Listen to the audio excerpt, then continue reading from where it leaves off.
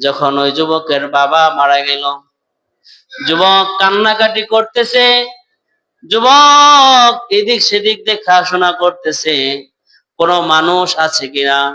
এদিকে তাকে দেখে মরুভূমি, কোনো ঘর বাড়ি নাই। ওইদিকে তাকে দেখে মরুভূমি, কোনো ঘর বাড়ি নাই।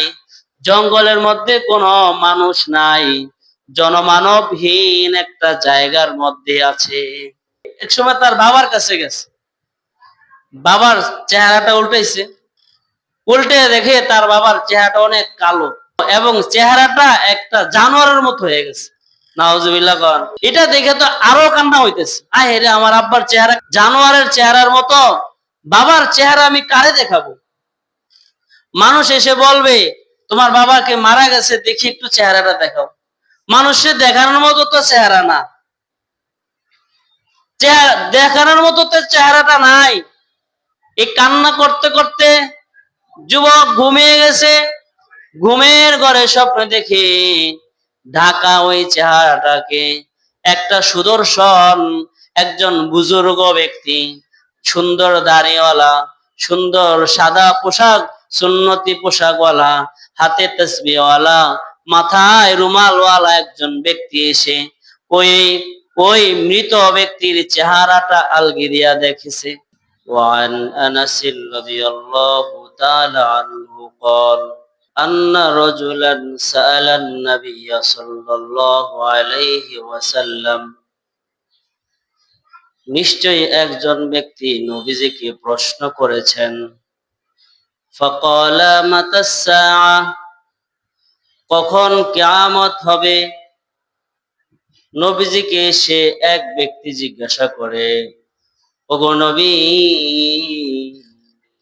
মাতা الساعة, কিয়ামত কবে হবে।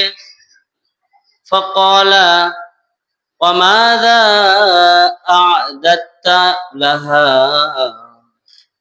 হে সাহাবী, তুমি কিয়ামত সম্পর্কে জিজ্ঞাসা করতেছ, তুমি বলো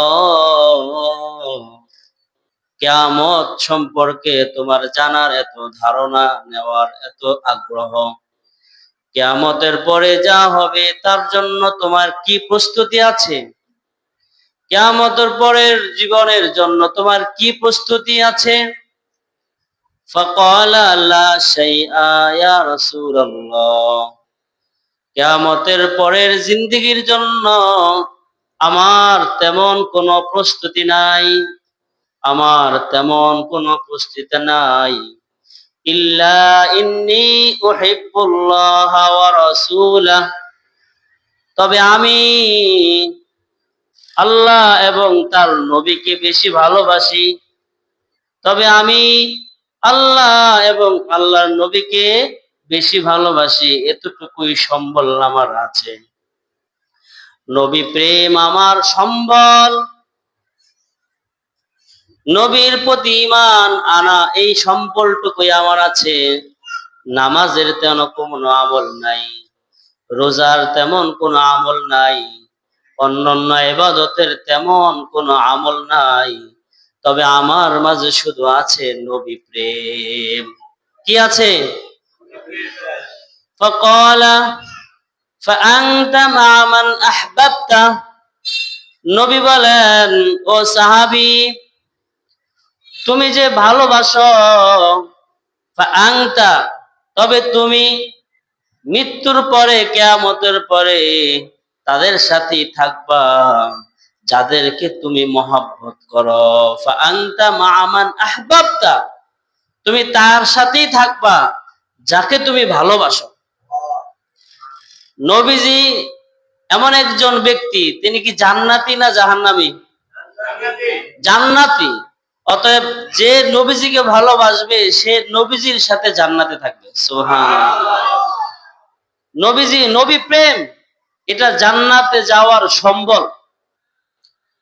নবীজি বলেন, আল মারউ মা মান আহাব্বা, যে যাকে ভালোবাসবে তার সাথে তার থাকা হবে, তার সাথে তার হাসর হবে, তার সাথে তার কিয়ামত হবে, তার সাথে তার জান্নাত হবে। বলেন সুবহানাল্লাহ।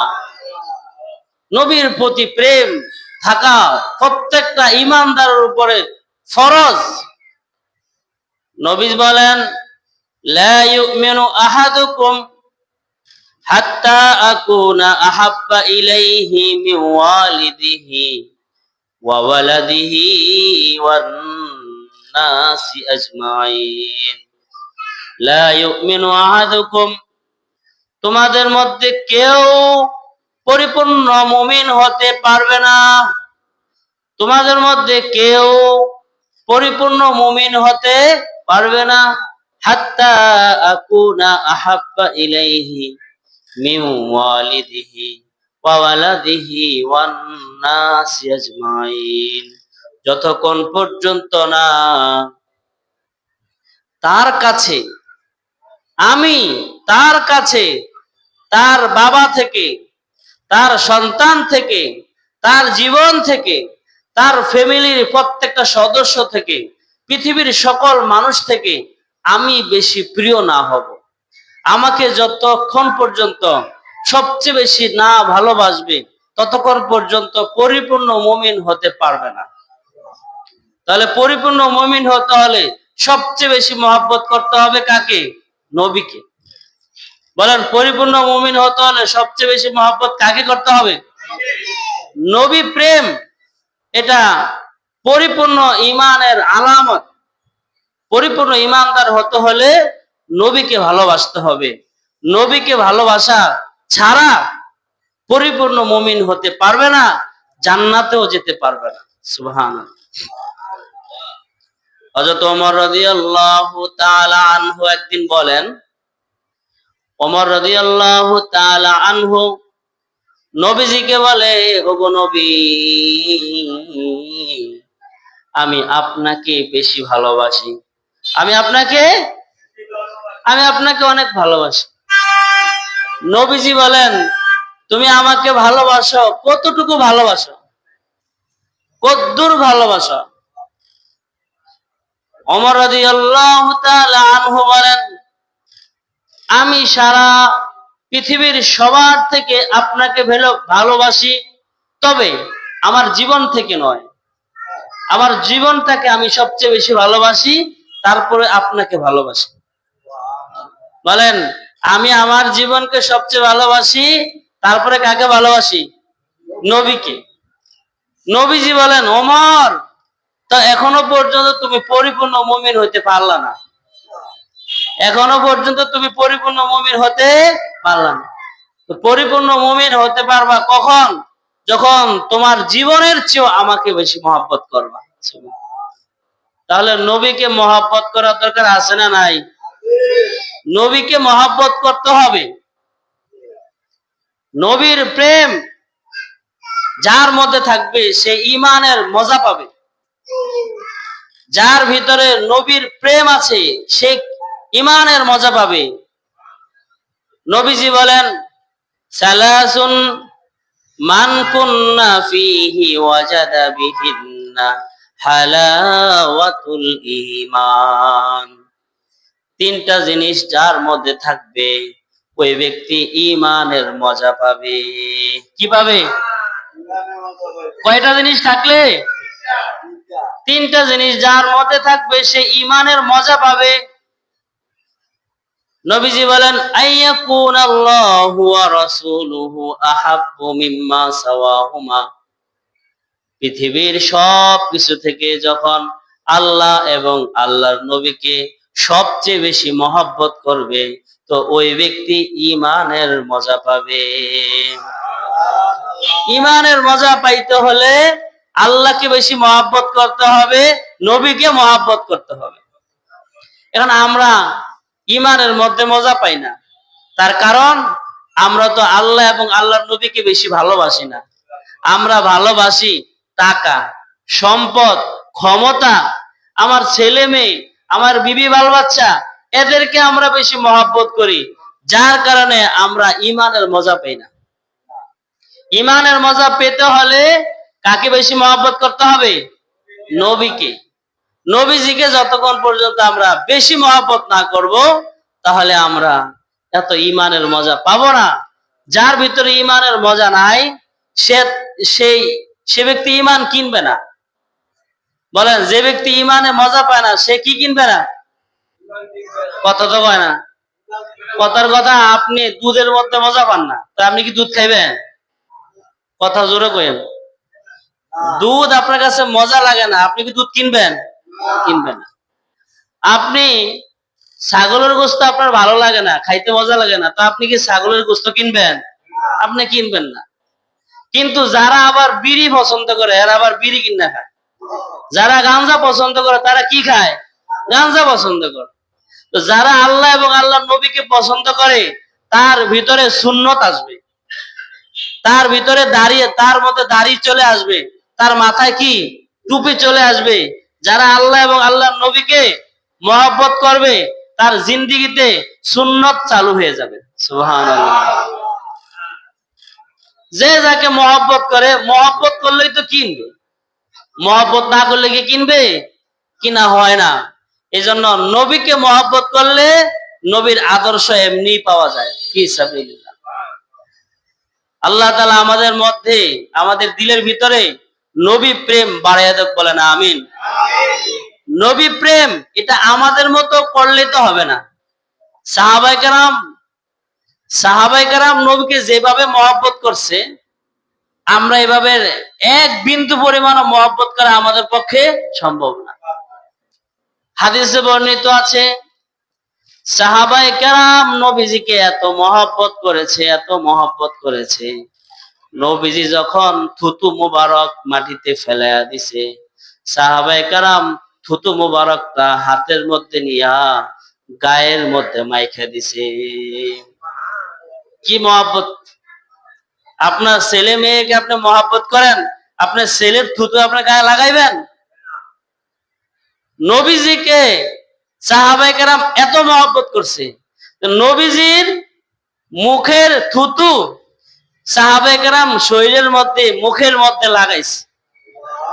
নবীজি যখন ওযু করতে যাইতেন, সাহাবায়ে কেরাম নবীজির সাথে ওযু করতে যাইতেন, আর ওযুর পানিটা সাহাবায়ে কেরাম গায়ের মধ্যে বরকতান লাগাইয়া দিতেন। নবীজির থুতু মুবারক এটা মেশক আম্বরের চেয়েও অনেক সুঘ্রাণ হইত। সুবহানাল্লাহ। নবীজির থুতু মুবারক মেশক আম্বরের চেয়ে সুঘ্রাণ। নবীজি চুল কাটতেন, সাহাবায়ে কেরাম রাসূলের কাছে সাথে যাইতেন, একটা চুলও মাটিতে পড়তে দিতেন না। সুবহানাল্লাহ। নবীজিকে সাহাবায়ে কেরাম কি মহব্বত করছেন, কিন্তু আমরা কি নবীজিকে এভাবে মহব্বত করি? এভাবে করি না। নবীজিকে আমরা মহব্বত করতে হলে কোরআনে কারিমে আল্লাহ তাআলা বলেন, কুল ইন কুনতুম তুহিব্বুনাল্লাহা ফাত্তাবিউনি ইউহিব্বুকুমুল্লাহ। যদি তোমরা আল্লাহকে মহব্বত করো তাহলে তোমরা আমার অনুসরণ করো। নবীজিকে কি করতে হবে? অনুসরণ করতে হবে। নবীজি নামাজ পড়ছে, নবীজি রোজা রাখছে, নবীজি যেভাবে চলছে, নবীজি যেভাবে ব্যবসা করেছেন, নবীজি যেভাবে উঠা বসা করেছেন, ঘুমিয়েছেন, খাওয়া দাওয়া করেছেন, লেনদেন করেছেন, আমরাও সেভাবেই লেনদেন করা উচিত। তাহলে আমরা নবীজিকে মানা হবে। নবীজি কি করা হবে? নবীজিকে মানতে হবে খুব ভালো করে। কিছু মানলাম কিছু মানলাম না, এটা হলো কি অধিক্যা মুসলমান। আমরা পরিপূর্ণভাবে নবীজিকে যেন মানতে পারি, আল্লাহ তৌফিক দান করুন। নবীজিকে মহব্বতের আরেকটা আলামত হলো বেশি বেশি দুরূদ পাঠ করা, বেশি বেশি দুরূদ শরীফ পড়া। যে ব্যক্তি দুরূদ পাঠ করবে ওই ব্যক্তির জন্য অনেক ফজিলত, অনেক সওয়াব। তার মধ্যে রাসূল সাল্লাল্লাহু আলাইহি ওয়াসাল্লাম বলেছেন, মান সাল্লা ওয়াহিদাতান সাল্লাল্লাহু আলাইহি আশারা। যে ব্যক্তি নবীজির উপরে, নবীজি বলেন যে ব্যক্তি আমার উপরে একবার দুরূদ পাঠ করবে ওই ব্যক্তির উপরে আল্লাহ তাআলা 10টি রহমত নাযিল করেন। 10টা গুনাহ মাফ করে দেন, 10টি মর্যাদা দান করেন। যে ব্যক্তি দুরূদ পাঠ করবে ওই ব্যক্তি আল্লাহর নবীর সাথে যোগাযোগ বেড়ে যায়। সুবহানাল্লাহ। দুরূদ পড়া মানে কার সাথে যোগাযোগ হওয়া?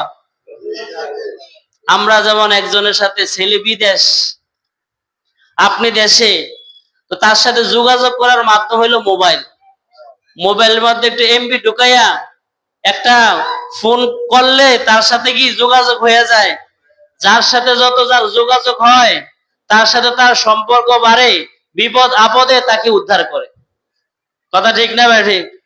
যেমন আপনার একজন বন্ধু আছে, সে বাইরে থাকে, মাঝে মাঝে একটু তার সাথে যোগাযোগ করলেন, তো দেখবেন যোগাযোগের মাধ্যমে অনেক সময় আপনারে টাকা দিব, অনেক সময় আপনাকে কি হাদিয়া পাঠাবে। ওই দোস্ত ধরো তোমার জন্য একটু মলম পাঠাইলাম, ওরে আমার মানজা ব্যথারি, তো বিদেশ থেকে কি পাঠাবে? মানজা ব্যথার মলম। বিদেশ থেকে আপনার জন্য একটা পাঞ্জাবি পাঠাবে, আপনার জন্য আতর গিফট করবে। সুযোগ সুবিধা আছে না নাই? যোগাযোগ করলে, মানুষের সাথে যোগাযোগ করলে সুযোগ সুবিধা পাওয়া যায়। নবীজির সাথে যোগাযোগের মাধ্যম হলো দুরূদ শরীফ। সুবহানাল্লাহ। রাসূল সাল্লাল্লাহু আলাইহি ওয়াসাল্লাম বলেছেন, যে ব্যক্তি আমার উপরে দুরূদ পাঠ করে ওই ব্যক্তির নাম সহ আমার কাছে ফেরেশতারা নিয়ে আসে। সুবহানাল্লাহ। প্রতিদিন রাতের বেলা দুরূদ আমার কাছে আইনা পৌঁছায় দেয়, দুরূদ পৌঁছায় দেয়। আর আমার সাথে তার সাথে কি হয়? সম্পর্ক হয়। গ্রাম সহ, বাড়ি সহ, এরকম নাম সহ পৌঁছে দেয়। দুরূদ পাঠ করলে, দুরূদ শরীফ যদি কোনো ব্যক্তি পাঠ করে তো তার ঘরের ভিতরে বরকত হয়। দুরূদ পাঠ করা অবস্থায় যদি ব্যবসা শুরু করে তো ব্যবসার মাঝে বরকত হয়। দুরূদ পাঠ করা অবস্থায় যদি কোনো ব্যক্তি গাছ লাগায় তো গাছের মধ্যে ফসল বেশি হয়। দুরূদ পাঠ করা অবস্থায় যদি ড্রাইভারি করে তো আল্লাহ তাআলা বিপদ থেকে উদ্ধার করে। সুবহানাল্লাহ। তাহলে দুরূদ পাঠ করলে কার সাথে সম্পর্ক হয়? নবীর সাথে। দুরূদ পাঠ করলে নবীজির সাথে যে সম্পর্ক হয়, এই সম্পর্কের মাধ্যমে কাল হাসরের ময়দানে যখন আমাদের পানির তৃষ্ণা লেগে যাবে তখন আল্লাহর নবী আমাদেরকে ডেকে ডেকে ডেকে ডেকে হাউজে কাউসারের পানি পান করে দিবেন। আল্লাহর নবী খুঁজবেন আর বলবেন, ওই রাজার গায়ের আমার এক উম্মত ছিল, ওই উম্মত তো প্রতিদিন আমার জন্য দুরূদ পাঠ করত। নবীজি খুঁজবে আপনাকে। সুবহানাল্লাহ। নবীজি আপনাকে খুঁজবে, নবীজি আপনাকে খুঁজে খুঁজে বের করবে। তাই কইরে তে আমার না দুরূদ পাঠাইতো, তার দুরূদের কথা তো আমার মনে আছে। আজকে জানি তে কোনো বিপদে পড়ছে কিনা, আমি তাকে আজকে উদ্ধার করব। সুবহানাল্লাহ। নবীজির সাথে মহব্বত, হাসরের ময়দানে আপনাকে আল্লাহর নবী হাউজে কাউসারের পানি খাওয়াবেন। নবীর সাথে মহব্বত, দুরূদ পাঠ করে নবীজির সাথে সম্পর্ক করলে হাসরের ময়দানে আল্লাহর নবী আপনাকে সাথে নিয়ে জান্নাতে চলে যাবে। নবীজির সাথে সম্পর্ক রাখার দরকার আছে না নাই?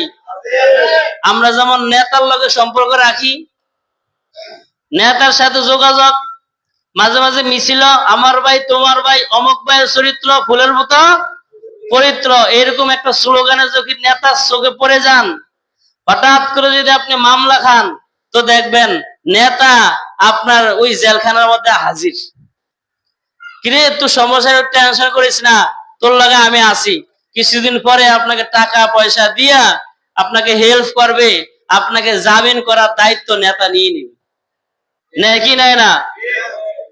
কাল হাসরের ময়দানে যদি আপনি বিপদে পড়ে যান, কাল হাসরের ময়দানে যদি আপনি বিপদে পড়ে যান আর নবীজির সাথে যদি সম্পর্ক থাকে, দুরূদের আমল যদি থাকে, তো আল্লাহর নবী আপনাকে সুপারিশ করে জান্নাতে নিয়ে যাবেন। সুবহানাল্লাহ কইতেন না কেন? নবীজির সাথে, দুনিয়ার মানুষের সাথে সম্পর্ক করলে যদি দুনিয়ার কিছু লাভ হয় তো নবীর সাথে সম্পর্ক করলে লাভ নাই। নবীজির সাথে সম্পর্কের মাধ্যম হলো জীবনটা সুন্নত তরিকা মতো করবেন আর প্রতিদিন কমপক্ষে 100 বার দুরূদ শরীফ পাঠ করবেন। প্রতিদিন কয়বার? এর চেয়ে বেশি করেন 200 বার, তার চেয়ে বেশি করেন 300 বার। যে যত বেশি দুরূদ শরীফ পাঠ করবে তার সাথে নবীজির সাথে তত বেশি সম্পর্ক হবে। একটি ঘটনা বর্ণিত আছে, এক লোক তার ছেলেকে নিয়ে হজে রওনা দিছে। জীবনে অনেক ব্যক্তি আছে জীবনে অনেক গুনাহ করে। আমাদের দেশে এমন এক ব্যক্তি আছে যে জীবনে অনেক কি করে, গুনাহ টোনা করে, একটা সময় এসে মনে পড়ে, হায় রে আসো একটু হজে যাই। তো এক লোক তার যুবক একটা ছেলে নিয়ে হজে রওনা দিছে। পথিমধ্যে ওই লোকটা অসুস্থ হয়ে গেল। কাফেলার সবাইকে বলল, যা ভাই আমি তো খুব অসুস্থ হয়ে গেছি, তোমরা হজে চলে যাও, আমি আর যেতে পারবো না। ওই মুরব্বীর যুবক ছেলে ওনাকে নিচে নামিয়ে ওই জায়গার মধ্যে তাবু গাড়ালেন। তাবুর মধ্যে বাবাকে রেখে হাত পা টিপে দিচ্ছেন। বাবার শরীরের কি অবস্থা দেখতেছেন, আস্তে আস্তে ঠান্ডা হয়ে যাচ্ছে। বাবা আস্তে আস্তে ঠান্ডা হয়ে নির্জুম হয়ে যাচ্ছে, চোখ বন্ধ হয়ে যাচ্ছে। আর ছেলেটা দেখতেছে এই মুহূর্তে আমার বাবার জন্য অনেক কিছু দরকার, কি করবে? তো সাথে খাবারের পানি ছিল, খাবারের পানিটা মাথায় দিছে, চোখে দিছে, কাজ হয় না, মুখে দিছে, কাজ হয় না। আস্তে আস্তে রাত অন্ধকার হয়ে গেল। আর রাতের বেলায় ওই যুবকের বাবা মারা গেল। যখন ওই যুবকের বাবা মারা গেল, যুবক কান্নাকাটি করতেছে, যুবক এদিক সেদিক দেখাশোনা করতেছে কোনো মানুষ আছে কিনা। এদিকে তাকে দেখে মরুভূমি, কোনো ঘর বাড়ি নাই। ওইদিকে তাকে দেখে মরুভূমি, কোনো ঘর বাড়ি নাই। জঙ্গলের মধ্যে কোনো মানুষ নাই, জনমানবহীন একটা জায়গার মধ্যে আছে। তার কানতে কানতে এক সময় তার বাবার কাছে গেছে। বাবার চেহারাটা উল্টাইছে, উল্টে দেখে তার বাবার চেহারাটা অনেক কালো, অনেক কি কালো, এবং চেহারাটা একটা জানোয়ারের মতো হয়ে গেছে। নাউজুবিল্লাহ কন। চেহারা কার মতো? একটা জানোয়ারের মতো চেহারা। এটা দেখে তো আরো কান্না হইতেছে, আয় রে আমার আব্বার চেহারা কার মতো? জানোয়ারের চেহারার মতো। বাবার চেহারা আমি কারে দেখাবো? মানুষ এসে বলবে তোমার বাবাকে মারা গেছে, দেখি একটু চেহারাটা দেখাও। মানুষের দেখানোর মতো তো চেহারা না, দেখানোর মতো তো চেহারাটা নাই। এই কান্না করতে করতে যুবক ঘুমিয়ে গেছে। ঘুমের ঘরে স্বপ্ন দেখে ঢাকা ওই চেহারাটাকে একটা সুদর্শন একজন বুজুর্গ ব্যক্তি, সুন্দর দাড়িওয়ালা, সুন্দর সাদা পোশাক, সুন্নতি পোশাকওয়ালা, হাতে তসবিহওয়ালা, মাথায় রুমালওয়ালা একজন ব্যক্তি এসে ওই ওই মৃত ব্যক্তির চেহারাটা আলগিরিয়া দেখেছে। দেখা ওই চেহারার মধ্যে হাত বুলিয়ে দিছে। সুবহানাল্লাহ তো কইলেন না? কি বুলিয়ে দিছে? হাত বুলিয়ে দেওয়ার সাথে সাথে ওই যুবকের বাবার চেহারাটা আর কালো নাই। ওই যুবকের বাবার চেহারাটা সুন্দর নুরানি, সুন্দর চেহারা হয়ে গেছে। আর ওই চেহারাটা ছিল একটা জানোয়ারের মতো। ওই জানোয়ারের চেহারাটা পরিবর্তন হইয়া একজন নেককার মানুষের চেহারা ধারণ করছে। নেককার মানুষের চেহারা। এখন ঢেকে দিয়ে ওই বুজুর্গ চলে যেতেছে। যুবক ডাক দিয়া স্বপ্নের মধ্যে যুবক ডাক দিছে, হে আল্লাহ, হে বুজুর্গ, আপনি কে? আপনি কে? আপনি আমার এই মুহূর্তে এসে আপনি আমার বাবাকে এই খেদমতটা করে গেলেন, আপনি কে? ওই সুদর্শন বুজুর্গ বলে, হে যুবক, আমি আর কেউ না, আমি হলাম সাইয়্যিদুল মুরসালিন মুহাম্মাদুর রাসূলুল্লাহ। আমি হইলাম কে? মুহাম্মদ সাল্লাল্লাহু আলাইহি ওয়াসাল্লাম। যুবক বলে, আপনি কিভাবে জানলেন আমার বাবা মারা গেছে? আর কেনই বা আপনি আসলেন?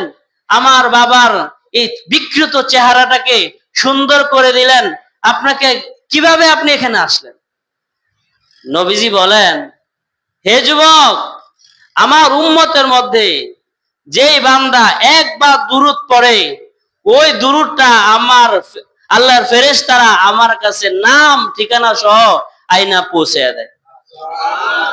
তোমার বাবা এমন একজন উম্মত, তোমার বাবা আমার এমন একজন আশিক যে প্রতিদিন 300 বার দুরূদ শরীফ পড়তো। কয়শো বার? তোমার বাবা এমন একজন আশিক রাসূল যে আশিক রাসূল প্রতিদিন আমার জন্য 300 বার দুরূদ শরীফের হাদিয়া পাঠাতেন, আর আমি প্রতিদিন 300 বার দুরূদ শরীফের হাদিয়া দেখতাম। আজকে সন্ধ্যাবেলা ফেরেশতারা আমার কাছে যখন দুরূদের হাদিয়া গুলা নিয়ে গিয়েছে, আর তখন সকলের দুরূদ শরীফের আমি হাদিয়া পেয়েছি, কিন্তু তোমার বাবার দুরূদের হাদিয়া আমি পাই না।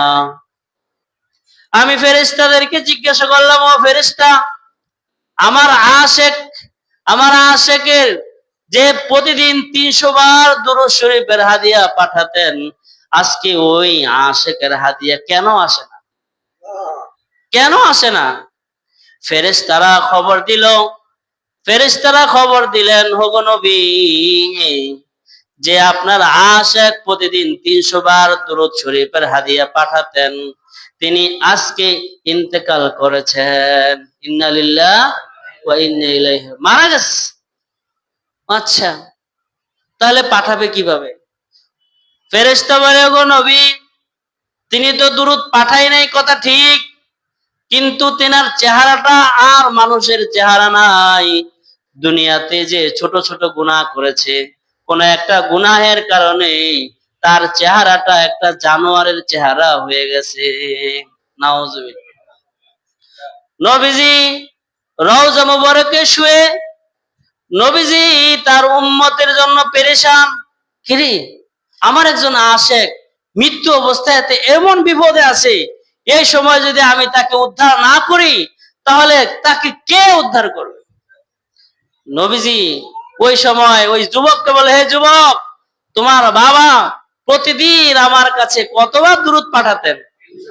300 বার দুরূদ পাঠাতেন, আজকে পাই নাই, আর বিপদে পড়েছে। তোমার বাবাকে আমি বিপদ থেকে উদ্ধার করার জন্য আল্লাহর হুকুমে আসছি। সুবহানাল্লাহ।